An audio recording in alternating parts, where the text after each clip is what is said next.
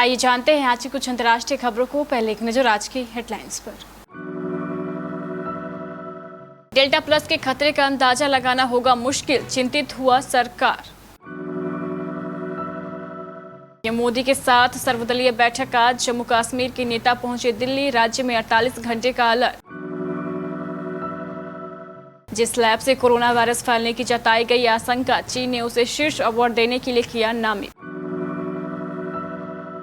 हिमाचल में गडकरी के सामने बवाल, मुख्यमंत्री जयराम ठाकुर के सिक्योरिटी ऑफिसर और कुल्लू एसपी के बीच जमकर चले लात घूंसे।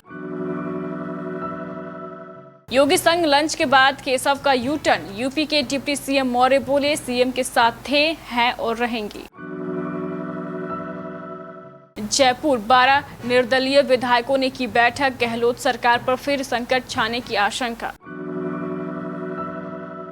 अमेरिकी सैन्य वापसी से पहले तालिबान का 50 अफगानिस्तानी जिलों पर कब्जा। 5G ट्रायल के लिए टेलीकॉम विभाग ने MTNL को स्पेक्ट्रम आवंटित किए, इस शहर में होगा 5G इंटरनेट का। KR के मामले में सलमान खान को स्थानीय कोर्ट ने दी अंतरिम राहत। और कोहली का सपना टूटा, अपनी कप्तानी में अभी तक नहीं जिता पाए ICC का कोई खिताब। कोरोना वायरस के डेल्टा वेरिएंट ने पहले ही भारत समेत दुनिया के कई हिस्सों में तबाही मचाई थी। अब इसका डेल्टा प्लस वेरिएंट भी सामने आ गया है। इसके मामले तो अभी ज्यादा सामने नहीं आए हैं, लेकिन खतरे की आशंका ने चिंता में डाल दिया है। पूरी दुनिया में डेल्टा प्लस वेरिएंट के अभी 205 केस मिले हैं, जिनमें भारत में पाए गए 40 मामले भी शामिल है। एक दिन पहले ही भारत में यह संख्या 22 थी। कोरोना वायरस के वेरिएंट की पहचान की पुख्ता प्रणाली होने के बावजूद उससे होने वाले खतरे का पता लगाना बड़ी चुनौती है। किसी वेरिएंट के प्रभाव का पता लगाने में 3 से 4 महीने का समय लग जाता है, तब तक वह खतरनाक रूप धारण कर चुका होता है। प्रधानमंत्री नरेंद्र मोदी के आवास पर जम्मू कश्मीर को लेकर सर्वदलीय बैठक में हिस्सा लेने के लिए पीपुल्स डेमोक्रेटिक पार्टी के अध्यक्ष महबूबा मुफ्ती और प्रदेश भाजपा के तीनों नेता बुधवार को दिल्ली पहुंच गए। नेशनल कांग्रेस के अध्यक्ष डॉक्टर फारूक अब्दुल्ला गुरुवार यानी आज राष्ट्रीय राजधानी पहुंचेंगे। नेका व PDP समेत अधिकांश दलों के साफ कर दिया है कि वह जम्मू कश्मीर से जुड़े अपने पुराने एजेंडे पर ही काम करेंगे। पैंथर्स पार्टी के अध्यक्ष प्रोफेसर भीम सिंह, जम्मू कश्मीर अपनी पार्टी के चेयरमैन सैयद अल्फाक बुखारी और पीपुल्स कांग्रेस के चेयरमैन सज्जाद गनी लोन मुजफ्फर हुसैन बेग पहले ही दिल्ली पहुंच चुके हैं। प्रधानमंत्री मोदी के साथ आज वार्ता होनी है। उधर आतंकियों की हरकतों को देखते हुए सुरक्षा बलों के लिए जम्मू कश्मीर में 48 घंटे का हाई अलर्ट का ऐलान किया गया है। 24 को इंटरनेट सेवा को सस्पेंड किया जा सकता है। कोरोना वायरस की उत्पत्ति कैसे हुई और यह वायरस कैसे फैला, इसे लेकर कई विश्लेषकों की एक राय भी नहीं है। यह वायरस सबसे पहले चीन के वुहान शहर में स्थित लैब से फैला था। हालांकि लैब से वायरस लीक होने की आशंका के बीच अब वुहान स्थित इंस्टीट्यूट ऑफ वायरोलॉजी को चीन के सबसे बेहतरीन वैज्ञानिक अवार्ड के लिए नॉमिनेट किया गया है।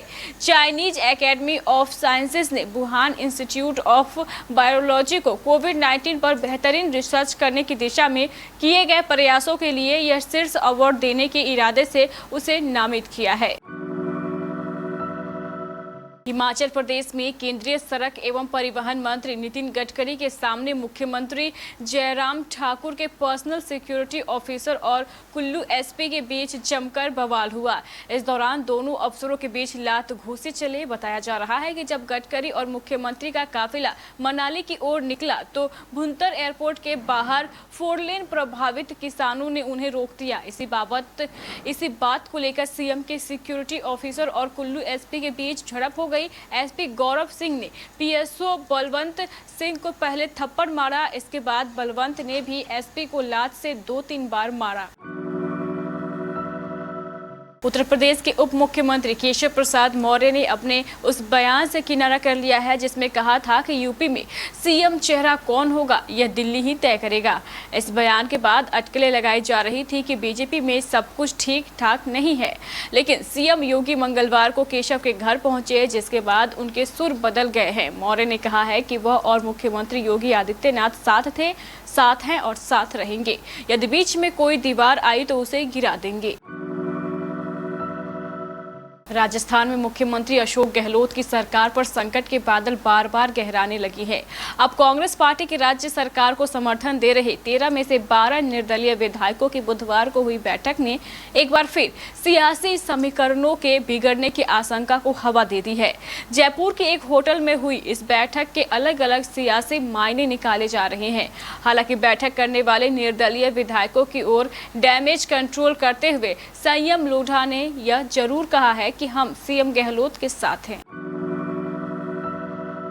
तालिबान ने मई के बाद से अफगानिस्तान में कई बड़े शहरों पर दोबारा कब्जा कर लिया है। अमेरिकी सेना की देश से वापसी की घोषणा के बाद से तालिबान ने आतंक बढ़ाते हुए अफगानिस्तान के 370 में से 50 जिलों पर कब्जा कर लिया है। पिछले कुछ दिनों में बड़े सैन्य अभियान चलाते हुए तालिबान देश के कई प्रांतों की राजधानियों के करीब पहुंच चुका है।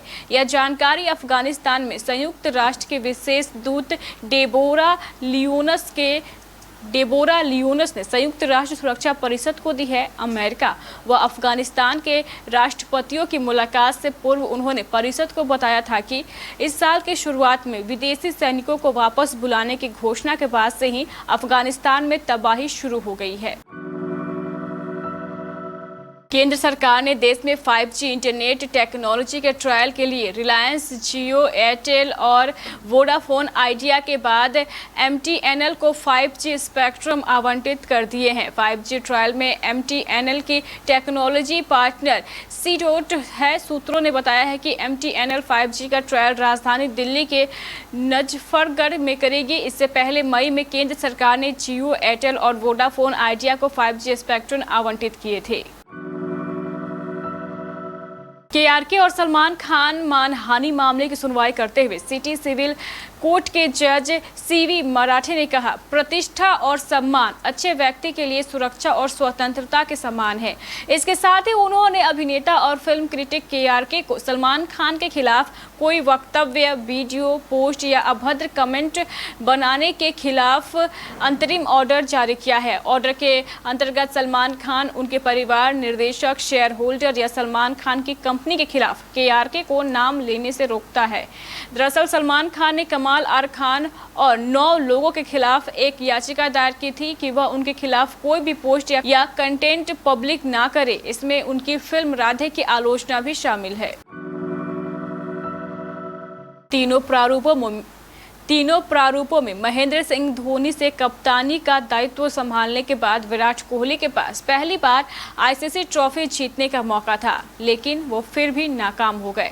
जी हां, विराट कोहली की टोली ICC विश्व टेस्ट चैंपियनशिप के फाइनल में पहुंची थी, लेकिन न्यूजीलैंड से हार का सामना करना पड़ा। वर्षाबाधित इस खिताबी मुकाबले में न्यूजीलैंड ने टीम इंडिया को 8 विकेट से हराकर WTC फाइनल का खिताब अपने नाम किया। यह पहली बार नहीं है जब कोहली की कप्तानी में टीम इंडिया फाइनल में पहुंचकर हार गई हो। इससे पहले भी विराट के नेतृत्व में टीम 2017 के चैंपियंस ट्रॉफी के फाइनल में पहुंची थी, लेकिन पाकिस्तान से हार का सामना करना पड़ा था। उसके बाद 2019 के वनडे विश्व कप के सेमीफाइनल में न्यूजीलैंड से हारे। कोहली की अक्सर इस बात के लिए आलोचना की जाती थी कि वह अपनी कप्तानी में भारत को ICC लेवल का टूर्नामेंट कब जिताएंगे। उनके लिए टेस्ट चैंपियनशिप फाइनल जीतने का बेहतर मौका था, लेकिन भारतीय कप्तान यहां भी सफल नहीं रहे। बतौर कप्तान विराट कोहली ने अपना लोहा मनवाया है। हालांकि महेंद्र सिंह धोनी से तुलना उनके लिए सामान्य नहीं रही है। आलोचकों का मुंह बंद करने के लिए कोहली को एक अदद खिताब की दरकार थी। हर कप्तान को होती है, लेकिन भारतीय कप्तान को सबसे ज्यादा थी, मगर विराट फिर भी फेल हो गए। तो ये थी हमारी कुछ अंतर्राष्ट्रीय खबरें। चलेंगे प्राइम स्टूडियो।